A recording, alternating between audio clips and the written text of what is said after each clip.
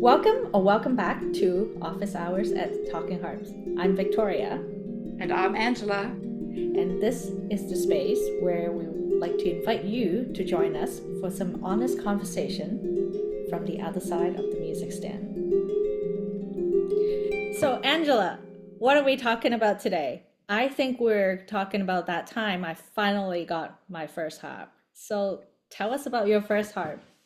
Well, at first half, I've kind of got mixed stories on this because, as I shared last time, I started learning the harp when I was 10. So in South Africa, there was a harp society in South Africa that you could rent your harps from, as there are in many countries around the world. And for those who were learning at that time, the standard kind of harp that you would get was a Lion and Healy Troubadour harp, which was a gorgeous harp.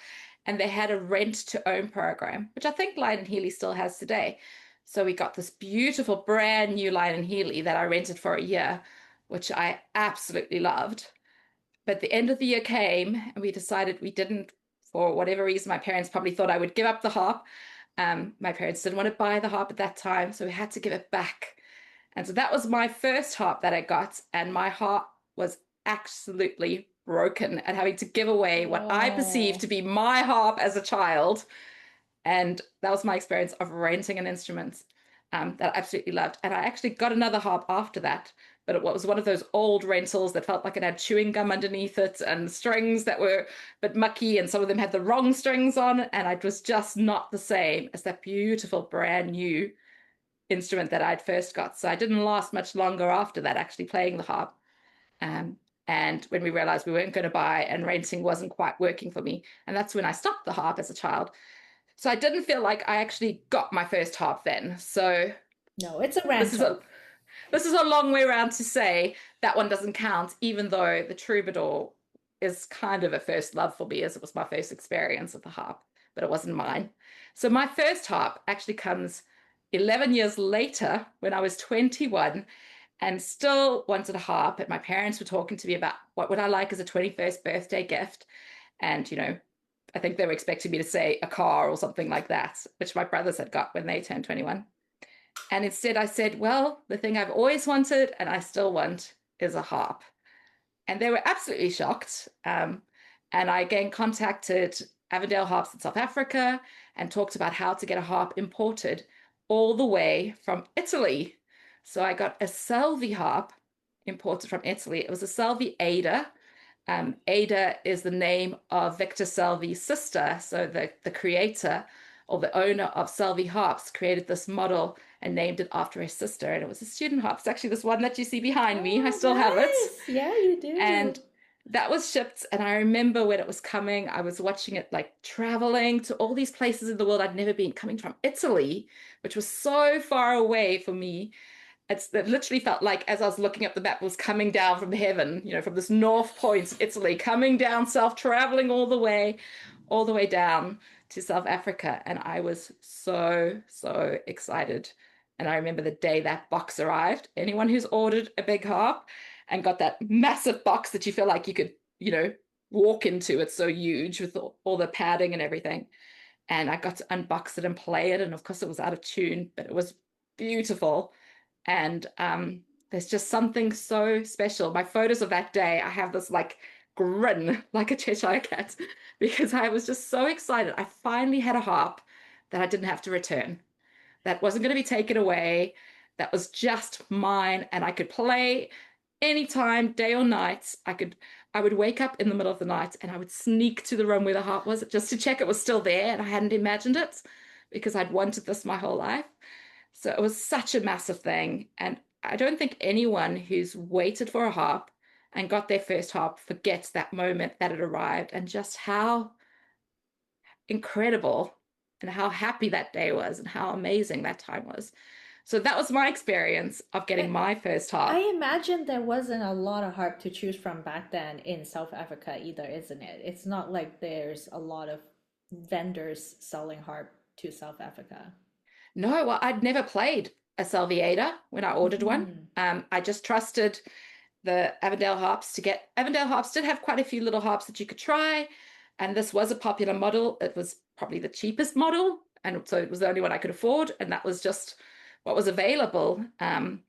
In those days, it was very much when I started learning when I was younger, it was very much you learned on something like a troubadour and then graduated to a pedal harp. Hmm. And I was very tall 10, 11-year old. So I was already tall enough to play a pedal harp, supposedly. But there was just no way that was going to fit inside our budgets. And so, yeah, it was just not something practical. And the whole world that we have now, where the lever harp's an instrument in its own right, just wasn't there yet. So it's been amazing how the harp's innovated. I'm sure we'll talk about that in future episodes. But yes, at Absolutely. that time it was basically like I can get a harp, it has levers, it's playable, it's affordable, sort of at a stretch as a 21st birthday gift. Um, and it was a way for me to actually get my fingers on a harp and start learning. And that was huge for me. And did it help you get back into harp playing when you have finally have your own instrument that is not a rental, not full of gums and grimy strings? Absolutely. So I immediately got back into playing lessons. I still had to travel over an hour to lessons. So I did that every 2 weeks. But yes, I got straight and back into playing. And I also started playing in church as well. My knowledge of music from learning other instruments, I learned the guitar and the piano as a child. So I had some knowledge enough to be able to, once I had a little bit of technique, to be able to join with church band as well. So I started doing that quite quickly, almost immediately when I got my harp, probably within six Nice. months. And so, yes, and I had a friend that I used to start playing with where I would do sort of chordal lead sheet things underneath, and she would play the flute with that. So we would play in church fetes Oh, and different nice. events. So I very quickly got to using it, and it just opened doors to be able to take it out and play.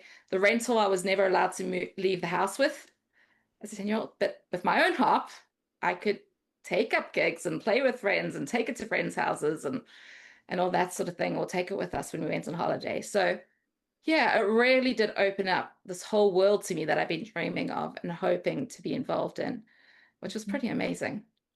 It really is. And I mean, just what you said about having to travel an hour to lesson, and I think that is something that hasn't quite changed like everywhere yet. Like I know for me, like finding a harp teacher was not easy compared to other instrument. And we're lucky enough to be in an urban center, so I don't have to go an hour to get lessons. But you know, certainly I can't just walk up to a music store in local to here and get a lesson the same way I would with the harp.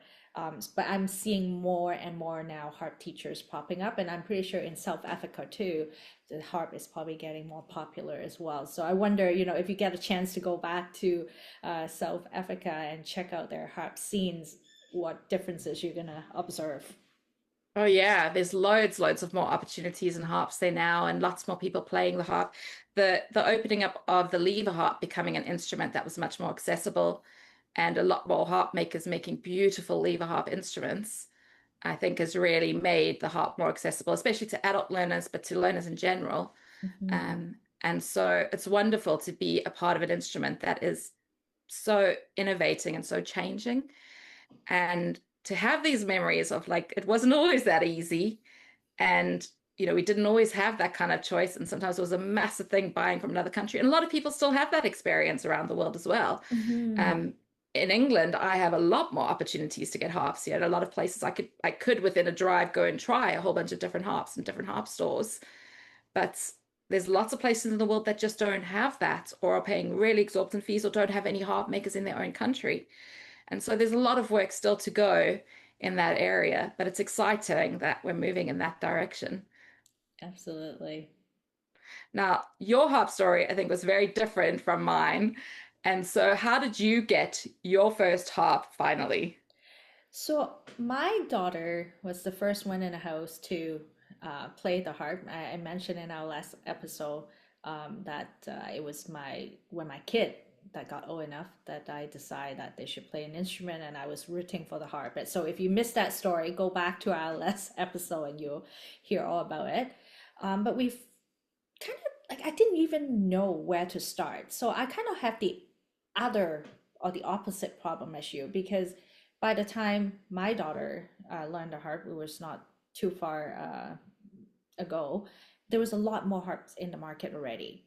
And I almost feel a little saturated from all the different choices that is available. And didn't quite know how to pick the right harp. And of course, the teachers were helpful and they would be recommending some of the brands and models that a lot of other students are using, or the ones that are relatively easy to get a hold of in the part of the world that we are in.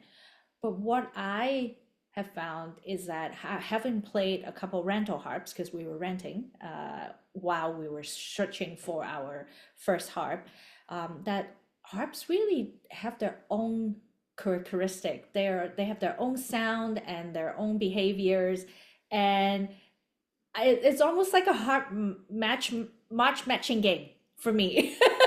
Right? We'll play one and say, oh, I don't know if I quite like this wood color, or maybe I want a different lever, or maybe I want the tone to be a little bit different. So I start doing a lot of research on the What a internet. fantastic position to be in, but how confusing for you as It well. it was, and thankfully there was a lot of harp shop. So the one that I watched the video from was Clive Molly, which actually is in England, and they did a series of sound clips for different harps, and many other harp shops have done similar things as well. So it has become a really useful shopping tool for me, and it was through listening to some of those clips that I have found Dusty String as sort of my sound, if you will. I really got drawn to the Dusty String sound. And I was also really drawn to Carmack's sound as well. And I think it was between the two that I decided to go with Dusty, because didn't have a Carmack didn't have a distributor in Canada, so it's a harder harp for me to get a hold of. Whereas Dusty, it's just a couple hour drive from us in Seattle, and we have a lady, Allison, who runs the West Coast Harp, that regularly go down to Seattle and bring Dusty String Harp back for her clients. So I listen to probably more clips than I can count. I play it to my daughter, I play it to my husband and say, like, are we happy with this? Do we want to figure out, out of all these possible models? Because as you know, different models are not always obvious in terms of their sound difference and construction. You kind of really have to dig into it and find those information. And I was really finding that the Dusty String website to be very helpful in terms of explaining what the different models are. So through a combination of sound clips and what information I was able to get from Dusty, we arrived to the conclusion that the Crescendo is probably going to be a good first hop for us. And I ordered it with Allison, so sight unseen, only have heard it virtually, keeping my fingers crossed that it's going to turn out to be exact same way I imagined it. And much like you, I knew the harp was going to travel to me, because Allison told me that she's going to head to Seattle to pick up the harps one day. And on her way up, she's going to make a trip and drop them off at my place, because I live pretty close to the border. And then she'll continue her journey and deliver more harps. So I still remember that evening when she told me that, this is going to be when I'm going to arrive. I was looking out the door looking for that big truck that is going to have the harps. And then lo and behold, there's a truck that pulled in, and I saw a woman taking out a big bag. And I was like, this is it. This is it. And when she showed up in my doorstep with the harp, I was like, this is going to be my first harp. And she get into our living room, pull it out, and she just play a little tune to us. And I'm like, oh, this is the sound of my harp. And I still remember that moment when she played the harp, and I said, I wish I could play the harp this beautifully one day. And I think, after a couple of years lesson, I think I'm able to play some tunes and get there, but I still remember that moment when she showed up, that like I didn't want to disappoint the harp because it's so beautiful. And I'm like, what if my daughter or myself couldn't, you know, make it ring the same way that she could? It would be a huge disappointment for a harp, and that would be horrible. Yeah, so That's so crazy that you looked at a harp shop in London, well, in Yeah. England, sorry, you looked at a harp shop in England Yes. and found a harp seller that is like close to you, basically in Exactly. Seattle. That's not that far away. That's able to get it, and that you actually had it delivered by a harpist who was able to play it for you. So the first notes that you heard on it were being played by a harpist. My first notes on my Selby were me playing Silent Night from a book that I'd had when I was 10 years old. And I had to carry it with my family's help up like 2 flights of stairs to my room. Um, Yeah. so yeah, very different experiences. It's Yeah, and I amazing. just think about, that there's probably about 2 decades between your first hub and mine, and how much, technology has evolved and how much the harp itself has evolved, right? Because Yeah. I think, back in the days, you're probably going to be looking at like a paper brochure, right? If you can't really Yeah. uh, listen to the sound clip. And I mean, if you're lucky and you can go to a shop and listen to it, great. But otherwise, you're probably looking at a good old printed brochure. And when I get to do harp shopping, I can look it up online and I can hear sound clip. And I will admit, at that point when I was shopping for the harp, like I haven't actually quite made up my mind that I want to learn the harp. But the moment that Allison played the harp when she delivered it really captivated me and kind of planted that seed in me to say, hey, maybe this is an instrument you should learn. So I still remember that moment vividly in my head when I first received this, Dusty. It's so important as adult harp learners to kind of embrace that inner child of that moment, even though it happened as an adult. But Absolutely. there's something about that magic of getting that and how excited and what we thought we would want to do with this instrument, that when the going gets tough and adulting hits later in life, like remembering back to how important it was and how excited and how much that meant to us and all our hopes really, gets in touch with our why and why we play this instrument and the joy that it can bring. And I just think, even listening to you talk about your story and reflecting on my own, it's just, given me this new excitement and wonder at the privilege that we get to play these instruments. We get to own these instruments. And so many people long Absolutely. to do that. And if there's people that haven't got their first harp, go ahead and get your first harp, get it ordered, get that journey started. There's, as Victoria's saying, there's so many opportunities for it now. Reach out to someone online or in person who plays and ask them about finding out in your local area, because there are so many beautiful, beautiful instruments around at the moment. But your harp story did not end with your Dusty, and this is perhaps another topic, but harps don't tend to stay as single children. They tend to kind of grow and multiply and turn into a herd or a forest. But there's one of your harps in particular that's very well traveled. And so I wonder if you can share that story with us, Victoria. Oh my goodness, that would be my pedal harp, and I lovingly doubt that the pedal harp have traveled across USA and back on a journey that I personally haven't even been able to make. So it was quite nerve-wracking now that I think about it. Um, I had the opportunity to get another harp. Like you said, one harp is never enough. My husband said, the ideal number of harp is number of harp you have plus one. But long story short, there's more people in the house actually taking up the instrument. So now both of my children and myself, we all play the harp. And I also want to get into pedal harp, and just to experiment and also the electronic side of harping as well. There's just so many different harps out there. If you're not familiar with it, we should do a conversation just on the different types of harp that is available in the market. But I was really getting into like trying to expand out of my sort of lever harp comfort zone. So I asked myself, what would be that instrument that I can get that is drastically different than what I already have? And I somehow came to the conclusion that a electroacoustic pedal harp is going to be the answer to that question, because it will allow me to try pedal but also play with electronics. But of course, buying a brand new one can be quite expensive. I have a dream one. We can talk about that as well in another episode. But I kind of set myself on a path to keep out for a used electroacoustic pedal harp. I figure, what can go wrong? I have bought a harp online before, sight unseen. It will be fine.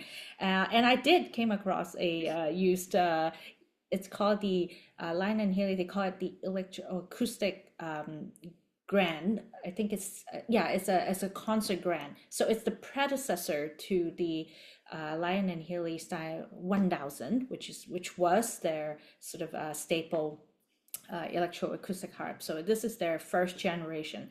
So I saw one of them online. It's in California. I figure, how bad can it be? California to British Columbia is a straight shot up the I-5. The harp shop, Harp, etc., which unfortunately they just closed their store not too long ago. They decided to close their business after being around for some time. But I contacted them. The owner was really helpful. She played the harp for me through a video call so I can listen to it. We kind of look at the harp structurally is actually really sound. The price point was really good. Part of that is because there's some cosmetics damage in the pedal harp, and a lot of pedal harpists is looking for a harp to perform. So that wouldn't be optimal if you want to perform. But for someone like me, I thought, hey, the price is right. It's a solid build harp. Let's get it. So I complete the transaction. We have it, ordered one of those big giant box that, like you said, you can probably sleep inside it, right? To ship the harp. And I was given the tracking number so I can figure out, the journey of my harp. And we did the math figuring that, the harp should cross the border within matters of days, because even on land, it's not a really long drive. So I got a little worried by about end of week 1 and week 2 that I haven't heard any updates about the harp, because I was expecting my custom brokers giving me a call and say, hey, your harp is at the border. We need to clear customs. So I didn't quite know what's going on. I called the shop and they found out that the harp, and I think at that point my tracking number wasn't quite showing up on the map yet, but they were able to contact the shipping company to kind of look behind the scene. They found the harp on the other side of the continent. And I Oops. remember I remember asking myself, what happened there? And how? That's a long, long way from Vancouver. And I didn't quite know where it's going, but I was like, is it trying to ship it to Lion and Hilly in Chicago? Because the box says Lion and Hilly, right? So, like, did they just misinterpret the address? I have no idea. But I remember myself worrying, actually, more than anything else, that the temperature variation on transit would damage the heart. What time of year was this? Like, It is it was some? it was summer, so I was Yes, a little the worried, heat in a truck. right? Ooh, But somehow, after the route showed that it made its way to, I think it's somewhere like beneath Ontario, it started turning around and made its way back. I'm like, okay, there's hope in here. There's hope in here. But by then, I think we were already almost 3 weeks in, and I just kind of half give up. Like I'm half jokingly tell myself that I'm just gonna like prepare for the worst, so that if the harp show up, I'll be okay. Like that will be a bonus. were you expecting And to see it all broken and broken right, I was like, strings and yeah, that was the thing. It's exploded or like, something? I right, don't know. have harp explode, Were you right? having those nightmares that you have? Like, And for all those listening, this is why getting a proper insurance for shipping a harp is so important, because I pay for that. I knew I paid for a reputable company to box it for right. me. So I was like, okay, you know what? If something goes wrong, either my insurance will claim it, or hopefully the shipper will be able to help me out. But anyway, finally, the box cleared the custom. I call it the box because I have no idea if there's a harp inside at this point. Am I expecting just a collection of string plus some wood splinter? I have no idea. But the box cleared custom. I arranged for a delivery date, and then the truck pulled in. I remember my husband and I, we took time off from work that day just so we can be at home for this monumentous moment. I love that you've got your husband there as like Exactly. I'm support. like It's like, if I need a emotional hug, you're support, there. right? And this truck pulls out close to our house, and I think they have this sort of loading bay thing in the back, right? So they open it up and they put the harp on it, and then as the loading bay thing was lowering down, the harp was kind of wobbling on the back. I'm like, oh my God, you made it this far. Do not drop it. Do not drop it. What more can go wrong? Right? What more Oh, can go wrong at this point anyway? And then of course there's the challenge of this big hawk crossing our the little gate in our front entrance because we have a little wooden fence. So it barely fit through, which thank goodness. Like because we were wondering if we need to unbox it in the middle of the garden and try to take it in. And then it made its way as far as basically our front entrance. And that's how far the delivery company is going to take it, right? So I remember this giant box sitting in our entranceway, and we don't have a very big entranceway, and we kind of have to like walk around it if we want to go up and down. And I just wasn't mentally prepared to open the box quite yet after it arrived. I'm like, I'm just gonna let it sit for a little bit. I need to sit for a little bit just to calm my nerves, and I'm gonna yeah. unbox it. And I still remember I had to get my husband to help because it's really tall, and he started cutting off the box.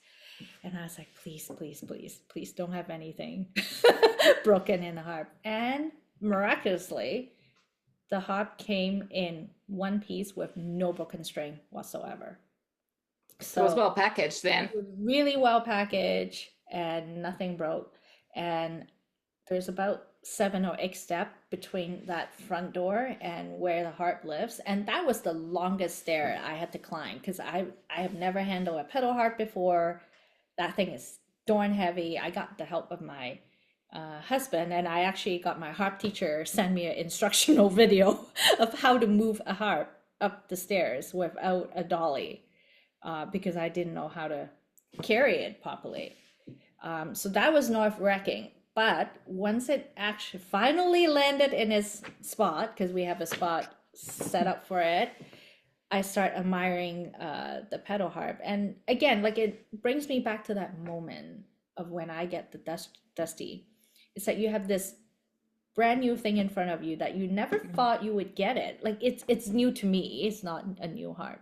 Yeah. Uh, but it's something that I feel immensely grateful that I had the opportunity to acquire. And there was actually a name at the back of the harp, and I start looking up the story of that harpist. I can't remember it, but I have an article saved up, so maybe we can talk about it if any of you are interested. But there was a name behind the harp, and I looked it up, and it would just again like I think talk about that special connection with your instrument when you're an adult. Like I don't think I would have that same feeling with a piano when I was a kid. Like my mom bought me a piano. We had piano, but I never got connected with my instrument emotionally to the same degree.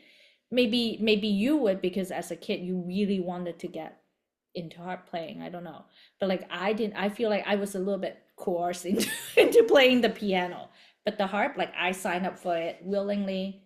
I decided that is something I wanted to do, and when I get my harps, like there was just something special about that connection that I can't quite um, describe fully in words, if you know what I mean. I think every harp is so, so different. Like even the exact same model harp, you can put four of them next to each other, and there's something unique in every single one of them. Just made from a different piece of wood or at a different time. There's just little things. And that's where, buying a secondhand harp like you did with this Lion Healy, which make beautiful pedal harps and clearly very stable and strong, well-made instruments to last that Very well journey. made. But you know, having the story of it's almost like you get to look after this instrument for a time and a season, and one day you'll get to pass it to someone else who'll get to be the person. And each of those harpists become part of that story with that instruments. And that's a beautiful thing. I think there's that kind of attachment. It is different. Where for piano, maybe because it's more common, I have never had that, maybe with very fancy pianos. Hmm. And I know sometimes people do have that kind of story with guitars, so it must be true for other instruments. I think maybe it's just the harp is the instrument that speaks to my heart, so I've had that attachment to my harps. But yes, absolutely true. And that story that you shared is just, oh my goodness, such an epic. That could be a movie trailer in its own right. It And will be I'm a sure horror movie for us harpists, though. it was terrifying. I mean, that's a monster story in many ways. Yes, maybe it would have to be really like, you know, warning, this is a terrifying story at first, but Yeah. so special to get your harp in the end. And we were able to laugh about it now because we're able to look back at that time, and it has a good ending that you got your harp to. And I'm sure there's lots of our listeners who have got their first harps and have their stories as well that they would like to share with us Yes, we on would love to those. hear your first harp story because I imagine a lot of you have very interesting stories between you and your harps as well. And we have our contact information in the show notes. Is that correct? Yeah, absolutely. Yeah, it'd be wonderful to hear. And it doesn't even have to be a first harp, as we have confessed already. We both have more than one harp. In fact, I have a full confession. I just very recently got my brand new harp, my No latest edition. way. Victoria hasn't even seen this I one yet. have not seen this. Tell me about this. What is this? Don't you love the Oh, color? Isn't the I color love gorgeous? it. I love teal. So this actually is a little harp that's made in Wales in a place called, Okay. well, it's made by Derwent Harps, made in Wales. It's got like right in the Is back. this It's got is its that the brand that Keziah Thomas used in her harp programs? I think she may have originally, she makes her own harps Yeah. for that now, but yes, they are quite popular as a small harp. This is a 16 string, so it's one of their smallest with no levers. So it's just sort of two octaves in C major, but it Wait. is with a little strap. I've just got it, so I still need to tune it up and everything. But one of my students, I teach the harp now. That's probably a story for another day. But one of my students a few weeks ago, I was complaining that I was going camping. I didn't have a harp to go with me camping, and we always have to make sure our holidays are really short, so I'm not away from the harp too long. And and she was like, "Oh, well, I have a harp," and she dropped it around to her sister who lives a little closer to me, and my husband and I were able to go and fetch it today. So that was Oh, absolutely that's amazing. amazing. It was like a 40-minute drive, and I was like playing the harp the whole time in the car while my husband was driving. And I Oh, felt that same excitement for this harp. I'm like, it's a harp, it's so cool. And like, what can I do with it? And I was trying things and seeing what sounded nice on it, even though it was still a little out of tune. And just, yeah, so I'm really excited to kind of find 16 string in C major repertoire, transpose some of my things, and it just every harp brings out a different part of expression of you and different opportunities. Like I've never got to play a harp while my husband was driving in the car before. Like that is wild, but it was so much fun. it So I'm must very be. excited. And I think that harp is a really good example of sort of the evolution of the instrument. Like we have these little harps that are really good if you're interested in trying the harp, but you don't want to commit the money in Yeah. getting an expensive harp. That's a really good gateway harp. So I know a lot of people that's how they got into harp, especially in this part of the world. They started with, an affordable harp, like kind of like I got my Selby. What's the cheapest harp that I can get that has strings, Hmm. And for a lot of people, getting something small that's just got a couple of strings and trying. I mean, you can actually do a lot with a 16 Okay. string harp. And there's so many people now who are doing amazing things composing for small harps. Yeah. I We mean, we featured have some of talking harp Christine. gats that have Yeah, loads of small harp. Christine Wormhole, Tiffany Schaefer, just to name a yeah. few, right? Yeah, So, so and we've got some music for the harp for that. So I'm looking forward to, because I've never had a small harp before, going back and looking at some of those guests and actually getting some of their music and trying it. yeah. Because yeah, it's just fun. And it'll be also wonderful to play a small instrument that may be more accessible for other people to who want to start the harp, but maybe don't want to start with something like your crescendo or, a Selby. Yeah. And they might have something like that a little bit more accessible. And also because it's smaller, maybe it can ship to wherever they are. So yeah, there's such variety. There's a harp for everyone and a first harp for everyone who wants to get into playing. And so I hope more people will take up that journey. And I'm really, really glad that we both were able to, in the right season, find the right harps for us. Absolutely. And we would love to hear your harp story as well. So please reach out, check out the show notes for our contact information. And I think this is a good segue to our next topic. What are we talking about next time, Angela? What are our Oh, listener yes. gonna get from us? Well, this is a little bit of a like teaser because the next one that we're talking about is that time we didn't practice until the day before our lesson, Oh, which I'm oh. sure people can relate to. So all things in terms of practicing and preparing for lessons and having a teacher, there'll be a lot of content in there, a lot of honest sharing and anecdotal stories that people can listen to and include in the conversation. So I hope other people will come back. Our listeners will come back. I hope people will share these episodes if they found them useful, and share reviews for them on the platforms as well. That'd be really handy. And it's just wonderful to have this opportunity to extend the conversation to harpists around the world. Well, I'm really enjoying our office hours together, and I hope our audience will as well. And again, this is Victoria. And Angela, We're your hosts for Office Hours at Talking Harps, and we'll see you next time.